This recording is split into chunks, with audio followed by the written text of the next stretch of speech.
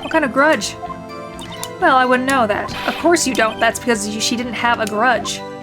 Rookie, I have a lunch box here now. What's inside? How am I supposed to know? See? We agree there is a lunchbox here, but we don't know what's inside. A person's life is like a lunchbox with pretzels, don't you agree? I get it. That's why my lunch was so salty. This judge isn't very good with metaphors. The suspect had a grudge against Detective Goodman. Will you tell us your basis for thinking this? It's simple. Her red muffler looked like blood to me. Her red muffler? Yes, like a scarf. The chief prosecutor always wears one around her neck.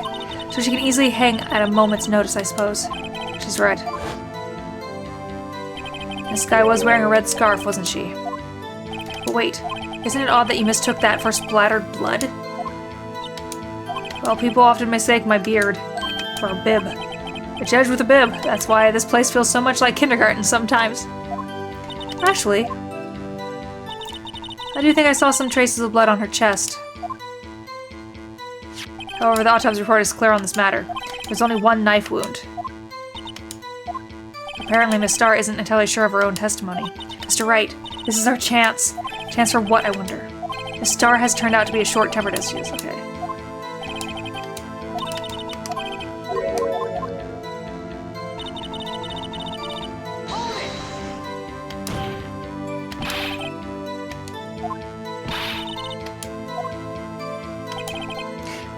Prelude to the story she's about to tell. Try not to interrupt her again. Shut up, rookie. Never interrupt a storyteller. It's like pulling a bun out of the oven half-baked. Try not to confuse the defense witness. They're not very quick on their feet. Now, why did you believe the suspect had intended to murder the victim? Those. That's why she called the victim all the way to the prosecutor's office. You have no proof that Miss Skye called him there. You have no proof that she didn't. Mr. Edgeworth, thoughts? There is no record of a call made on the defendant's Miss Lana Skye's phone.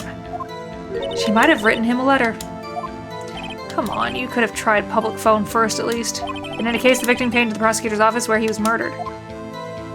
I'm sure he had a reason to be there. Witness, why do you think that the suspect was summoned to the victim that day? All right.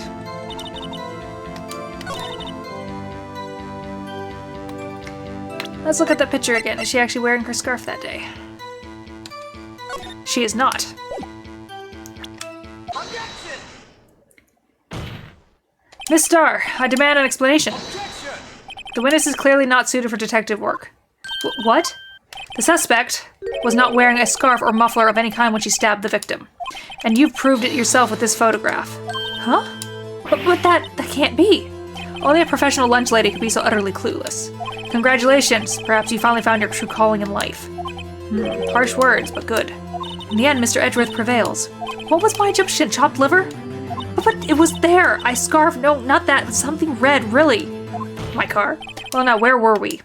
The witness has given us an entertaining interlude. Back to business. What? Very well, witness. Continue your testimony. You saw the crime and apprehended the suspect. Tell us about that.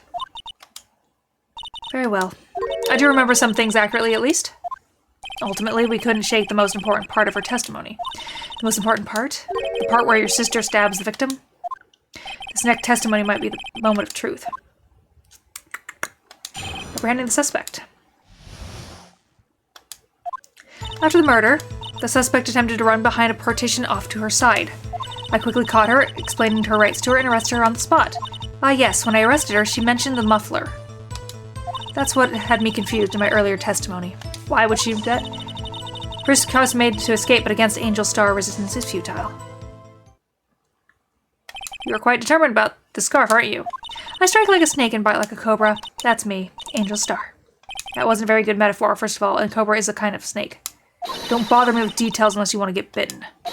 No thanks. Note to self, Mr. Wright is weak against poisonous snake bites. The chief prosecutor tried to resist, but her efforts were in vain.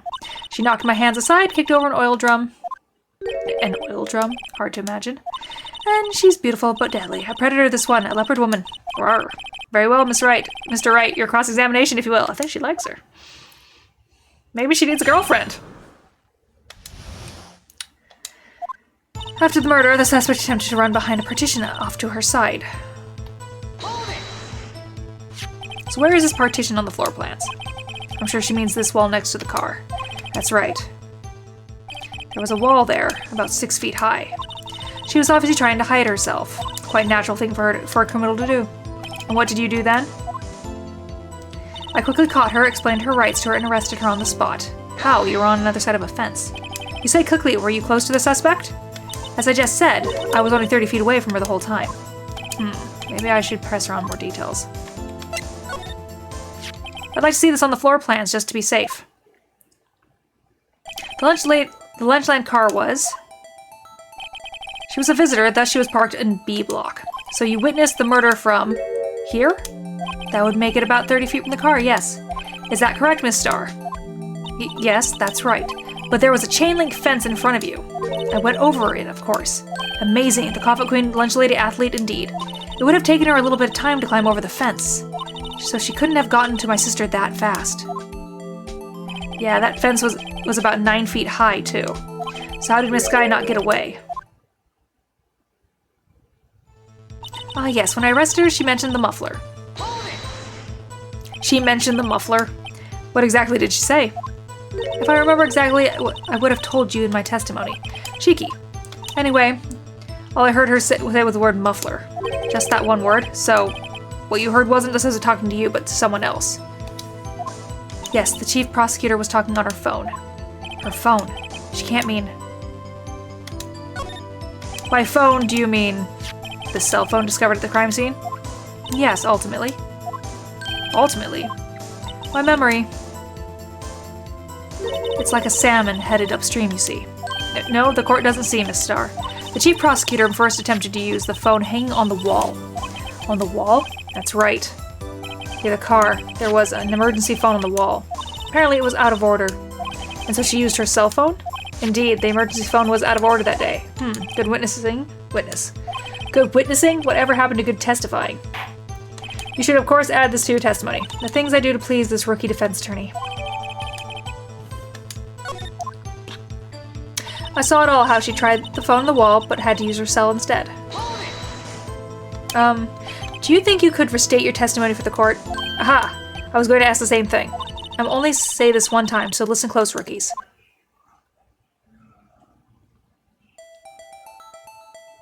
The chief prosecutor stabbed the victim and ran behind the partition. Then she picked up the emergency phone on the wall, but it was out of order. How do you know? So she pulled out her cell phone out of her pocket. But the phone was by the car. And during that time, you climbed over the chain link fence. Then, when I boldly grabbed her arm, the chief prosecutor hung up her phone. And you saw her doing this? What is it, Mr. Wright? The chief prosecutor made to escape, but against Angel Stars is futile. The partition is in the way.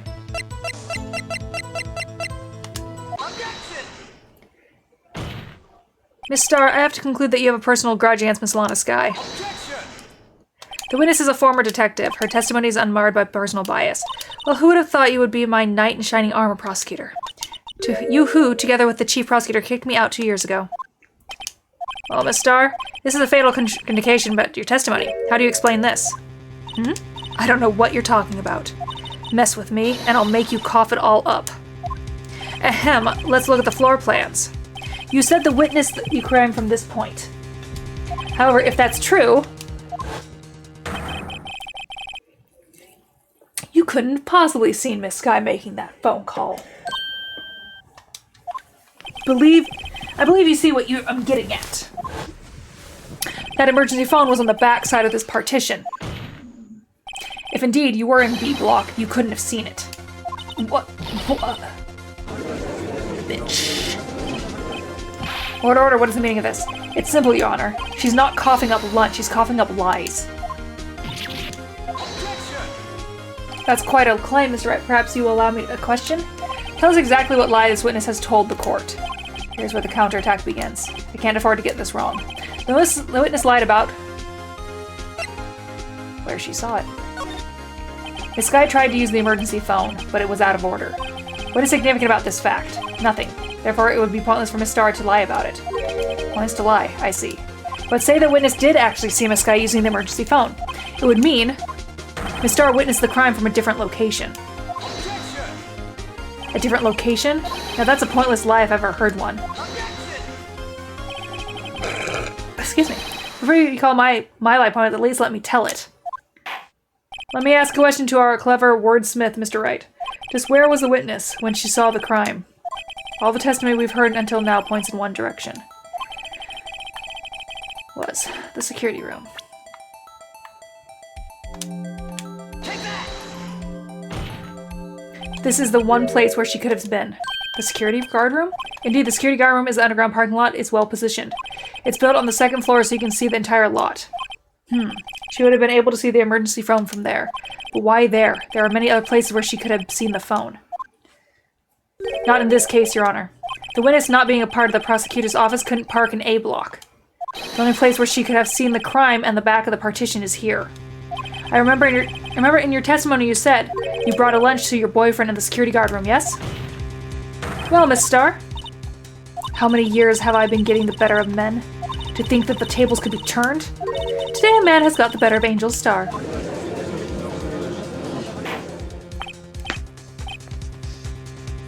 Order, order, witness! What have you done? You used to be a detective, you should know better. I'm not turning back. The guilty will be punished, and I'll do what I must to make sure justice prevails. The guilty? Is she talking about Miss Sky? Mr. Wright, doesn't this strike you as odd? Why did Miss Starr lie? It doesn't make sense. Huh? She could have just said she saw the crime from the security guard station. It wouldn't change anything. Exactly. This photograph tells all. It was the defendant who stabbed the victim. The truth still stands. But who took that photo? Because it's from the other area. Objection! It still stands. I disagree, Mr. Edgeworth. What? The witness is found to be lying.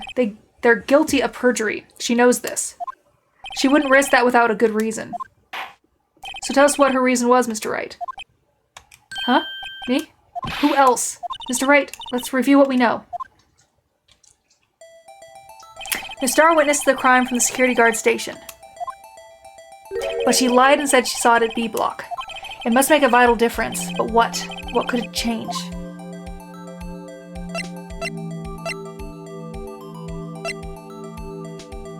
Must make a vital difference. What would change?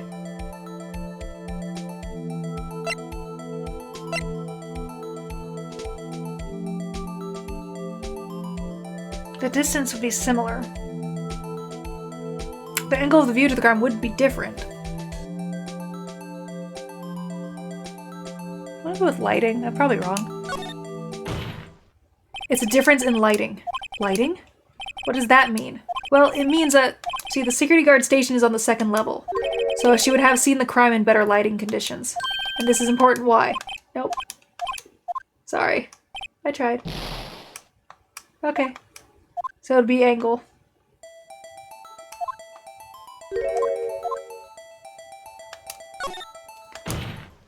Why the angle of which she saw the crime occur would change. The angle?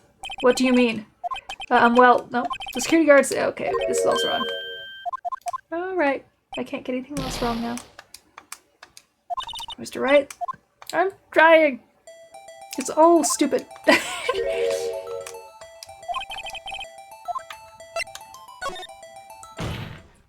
It changes the distance between her and the scene of the crime. Objection! My condolences, Mr. Wright, but one look at the floor plans and it's quite clear. The distance between the scene of the crime and the guard station is 30 feet. I don't see how that would change what she could see. Objection! What she saw is not in question here. What matters is the time it would take her to reach the scene of the crime. Miss Starr, you witnessed the crime from the security guard station. Now, how long did it take you to go from there to the scene of crime where you arrested Miss Sky? Well, witness, yes? You ordered the squid wheels, right? The quality of my lunches has gone from low to inedible. I was bringing a PB&J lunch with fresh boysenberry jam to my boyfriend. Boysenberry for your boyfriend? He wasn't in the station, so I waited. I witnessed the crime from the glass-walled station. And before I knew what I was doing, I found myself running towards the scene. But the door was locked. I couldn't open it.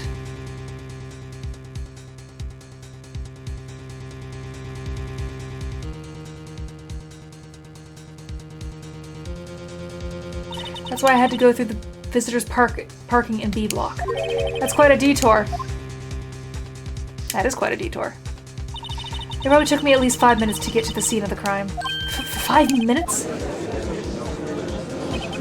This changes things considerably. But it was that woman over there in the defendant's chair who stabbed him. I know it. I have a photographic evidence. I swear it. I swear it on my finest plastic spork. You have a point, and the spork is a wonderful invention. Would you like another caviar lunch? Absolutely. Uh-oh. Mr. Wright, you have to do something. Do you have any evidence to stop this?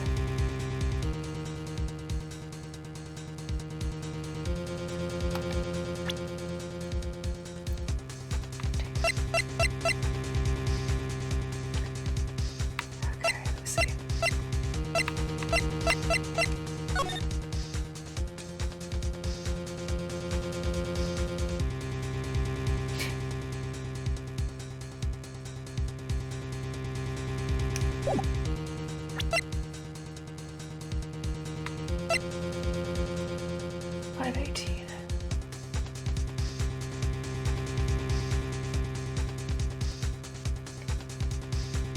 So 5:12, he parks. 5:15, the murder happens. Then she's saying within 5 minutes she got down there.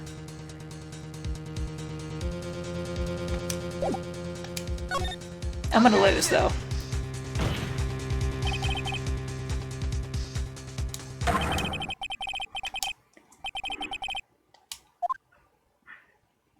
I've got lunchboxes that tie pasta into knots, rookie. 5 minute blank, isn't that strange? Strange? If you were a criminal, what would you do with 5 minutes, Your Honor? Well, I guess I'd flee the scene. Hey, don't get the wrong idea. I didn't kill anyone. But you have the instincts of a killer. You would run. But this time was different. Miss Skye dawdled at the scene of the crime. She even had her picture taken. No true criminal would act this way. It's inconceivable. Inconceivable. Well then, it seems we've come to the end of this testimony. The witness has a grudge against the defendant and a blank in her testimony. Miss Edgeworth is the next witness ready to go. Unfortunately, I appear to have overestimated this witness on account of her professional history. We did it! We screwed that can shut, Mr. Wright. That was too close. I'm afraid that the cough-up queen has been dethroned. And with that, court is adjourned. Yay! Hold it! Mr. Edgeworth, you ordered the squid wheels, right? That's one she tried to foist on me. I preferred to not take the defense team's leftovers. Anything else to say? I might be able to save you. I have decisive evidence. What was that? Is this another one of her trick lunchboxes? My apologies, but we have no further questions to ask you, Miss Starr. Ah. Is this your jumbo lunchbox? Woohoo! A triple decker. Out of deference to the witness determination, I'll allow one more testimony. Let's hear about this decisive evidence. Like the Lunchland motto says, you won't be disappointed. What's she going to pull out of her lunchbox this time? I can't fuck up. Come on, I thought I was good. Witness testimony. I should have mentioned those 5 minutes when I wasn't looking at the crime scene. And now to the matter of victim's shoe. Did I not bring this up? 2 types of blood were found on this shoe. One was, of course, the victim's. And the other blood type matched that of the defendant, Miss Lana Skye. The shoe proves it. It's flawless, decisive evidence. What? There was blood found on that shoe? Try Lunchland for all your lunch and decisive evidence needs. Witness, what's the meaning of this? Why is this the first time I've heard of this evidence? Simple. As I've already said, I don't trust you with evidence, Mr. Edgeworth. That's why I took the liberty of investigating this myself.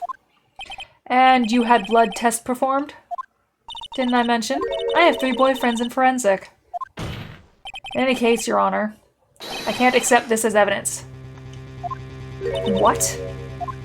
You must know the 2 rules of evidence law. Rule 1, no evidence shall be shown without the approval of the police department.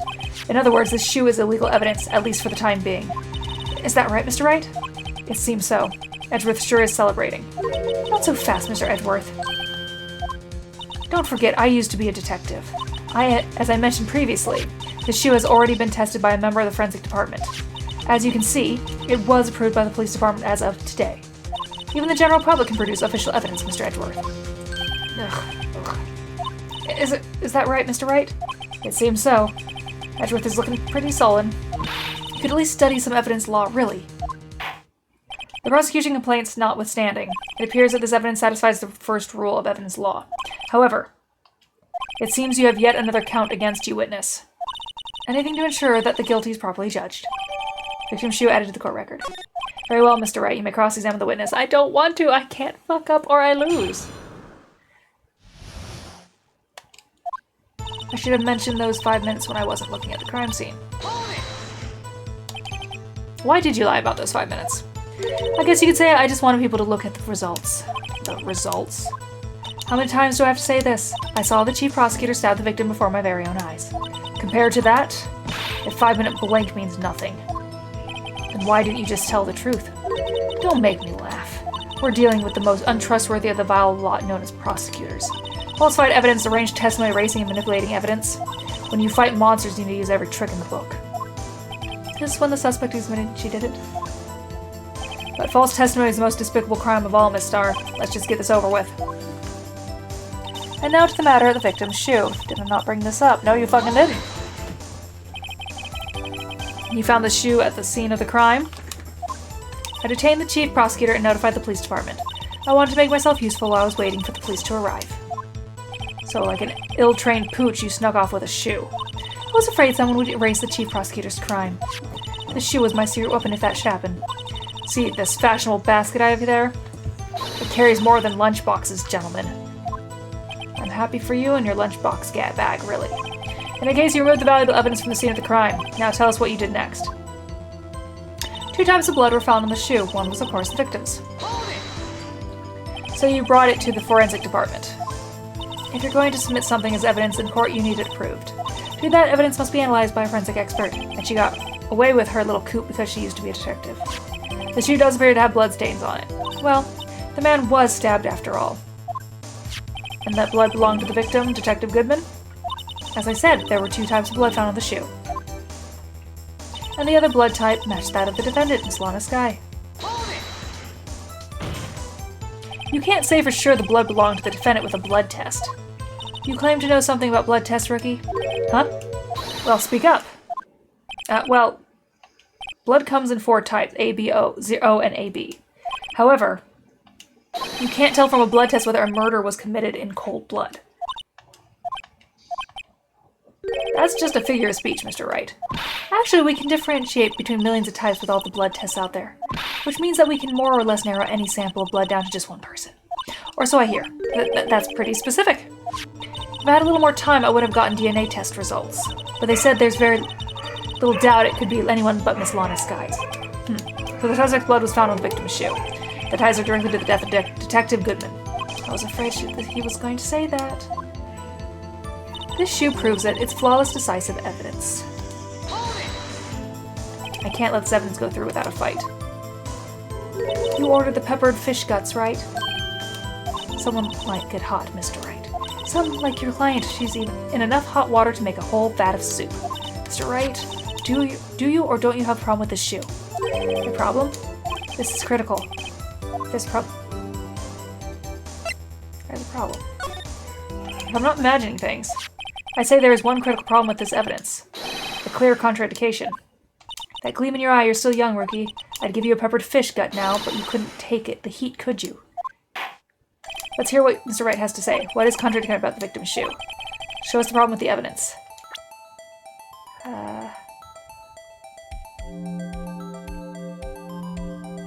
She's walking in blood. Take that! I wonder if you noticed. I wonder if you noticed there's blood on the bottom of this shoe. Don't mess with me, rookie, or it'll be your blood on the bottom of my shoe. Indeed, there is quite a bit of blood on the bottom of the shoe. It makes sense. The victim was stabbed with a knife. What could possibly be contradictory about blood on the bottom of the shoe?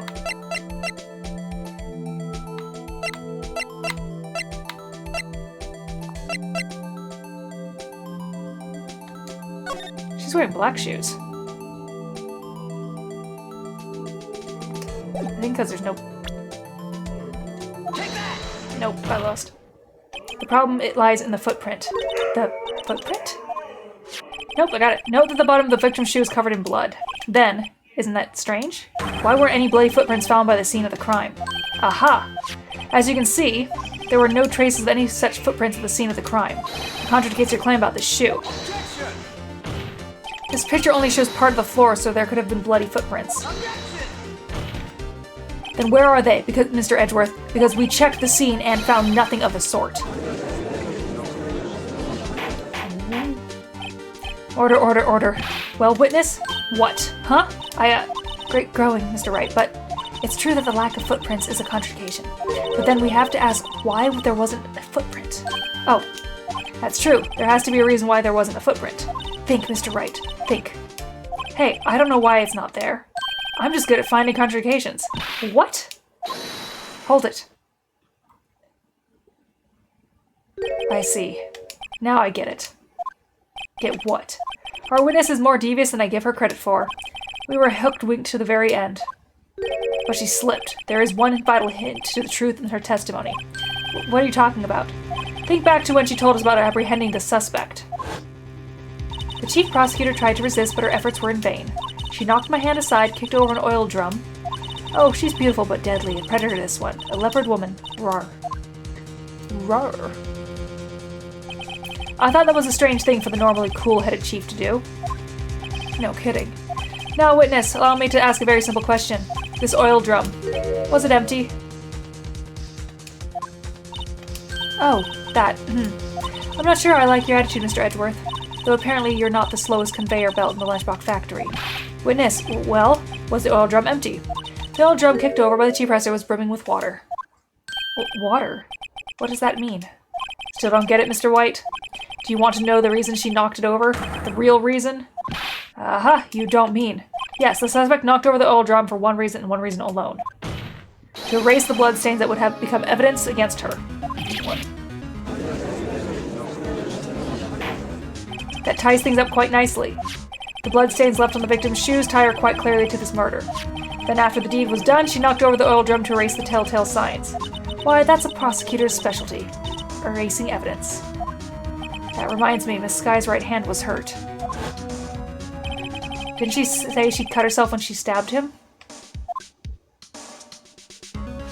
So that's when my sister's blood got on the shoe. Well, I see no reason to prolong this trial. But Mr. Wright, do something, please. What? What can I do? Your sister has confessed to the crime and she tried to conceal it. But... Enough. There is no need to further debate the verdict, Your Honor. Very well. But Angel Star is on the prosecution's side. She could have been lying about the water. This court finds the defendant, Miss Lana Sky.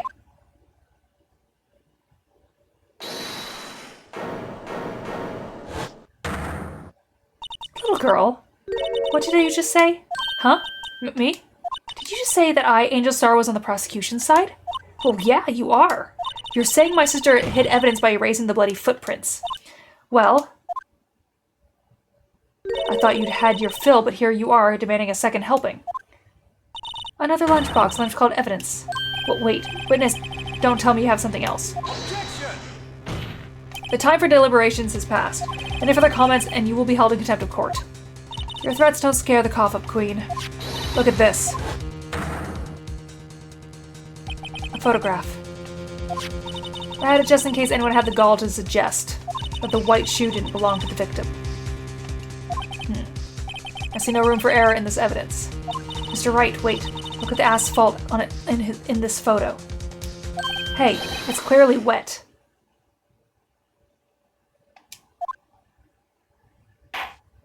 Erasing the last trace of doubt from the court's mind. Immediately after the murder, the crime scene was washed with water. I'm sorry, Mr. Wright. I guess I couldn't help after all. It's not your fault. I knew I couldn't win this case from the beginning. And it seems this is what your sister wanted anyway.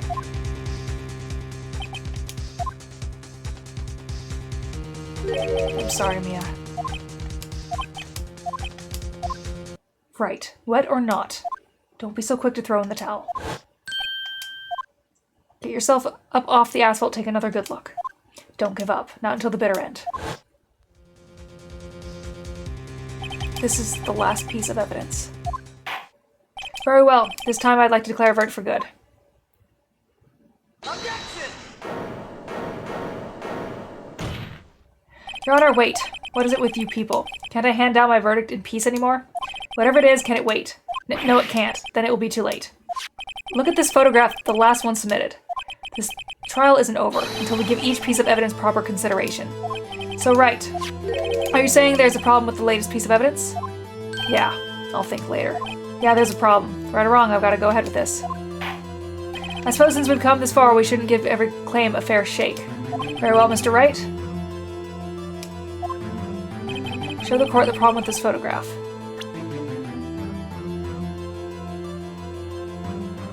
And I see this in the tailpipe.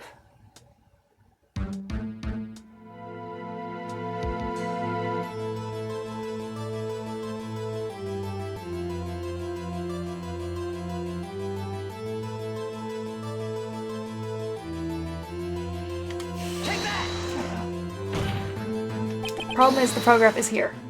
What's this? There's something poking out of the car's muffler. Wait just a moment, Mr. Edgeworth. Your Honor, you just said muffler. However, I see no trace of a muffler or scarf of any kind in this photograph. The muffler is also a part of a car or motorcycle, Your Honor. Just think of it as part of an exhaust system, a pipe. I see, and I see. Muffler. What's that suspicious-looking cloth sticking out of the car's muffler? So what if there's something sticking out of the muffler? What does that have to do with it, this case? Nothing. Absolutely nothing. Objection! Sorry, Miss Starr, but it's not going to be that easy. In fact, you've already told us why this is important to the case. You said as much in your testimony. What? Yeah, I'm sorry. I read fast, I speak fast. It goes with the territory. I try to do slower sometimes. I just am really bad at it. What? Let's hear what Mr. Wright has on his mind. Tell us why you think this piece of cloth in the muffler is related to this case. Don't know. Oh, this one. Take that! Miss Starr, recall your testimony for the court. Yes. When I arrested her, she mentioned the muffler. That's what had me confused in my earlier testimony. Muffler. Ugh. Grr. Could it be that the muffler you heard mentioned was actually this exhaust pipe? If so, that means this piece of cloth is vital evidence. Oh, whoa. Whoa is Warg. Gwarg, Gwarg, Gwarg. That's a Earthbound reference. Well, it seems we'll have to suspend the proceedings. Suspend?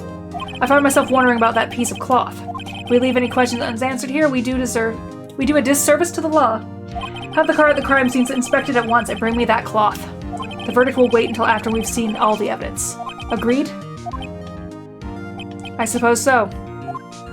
Phew, that was close. But we made it, at least for now. This court will adjourn for a 30-minute recess. It's lunchtime after all. You still hungry?